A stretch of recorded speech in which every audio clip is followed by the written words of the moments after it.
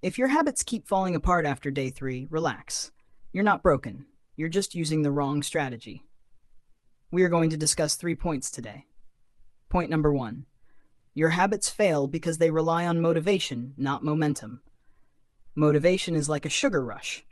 Fun for 5 minutes, then gone. Momentum is tiny actions that quietly stack until they feel automatic. If your habit feels too heavy, shrink it until doing it takes less than 1 minute. Point number 2. Your brain hates friction. If your habit requires too many steps, too much setup, or too much thinking, your brain will simply ignore it. Remove friction. Make the habit extremely easy to start.